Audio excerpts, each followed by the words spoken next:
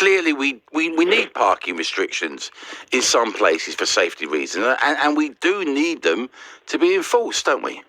We do, but equally, it's fair to say that overzealous parking traffic wardens will be issuing tickets for every single mistake, infringement, and a lot of it can be easily appealed. Say that, if you're minutes over time, or it's a very lucrative source of income, and I don't think that motorists are being treated fairly. And if you're wanting to know why the high streets and town centres are dead, I think this is partly the reason for it. The confusion as well. It's not like the old days where you put your money in, you push a button, out come your ticket, you put it on your window. Now you've got to know, if you don't use the app, now I've got to be honest with you, I've only started using the app because I got sick and tired of using the machine and having to put in my number plate and that fear of, pressing O when I should have pressed 0, and because you can get a ticket that way. You can, but equally, you can appeal them as well. 1 in 10 has dyslexia, which is up to 6 million people in England and Wales. And dyslexia is a protected characteristic under the Equality Act 2010. And crucially, you don't need to prove that you've got dyslexia. If you've made a simple key in error, an appeal can be lodged on that basis because mistakes happen. And you haven't deprived the local authority of any income.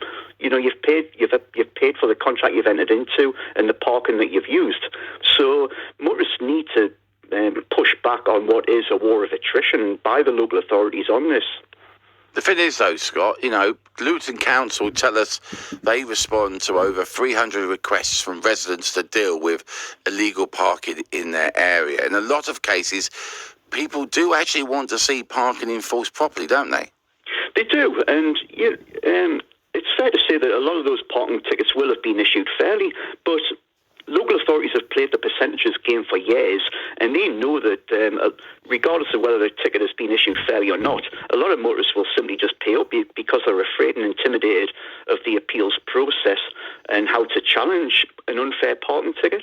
And it's worth, knowing what you can appeal on to push back on that. If you are going to appeal, what is the kind of process of that? Well, first of all, you need to gather your evidence. So, photos, screenshots. You can use Google Street View as well to scope a car park for the signs, and just follow the appeals process. And, the unclear signs is the big one. You need to be given sufficient guidance to make an informed decision. So if the signage is unclear, you can challenge it on that. If you're just minutes out of time, what I said earlier, you've got to be given sufficient time to read the terms and conditions of the contract you're entering into. So it's worth appealing if you're just minutes out of time.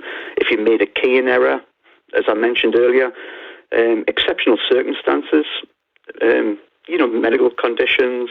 And it's also worth looking for spelling mistakes on the parking ticket. For example, if you've parked on Park Lane Avenue and the ticket says Park Avenue Lane, well, it cannot be said that you've committed an offence or an infringement on a street name that doesn't exist.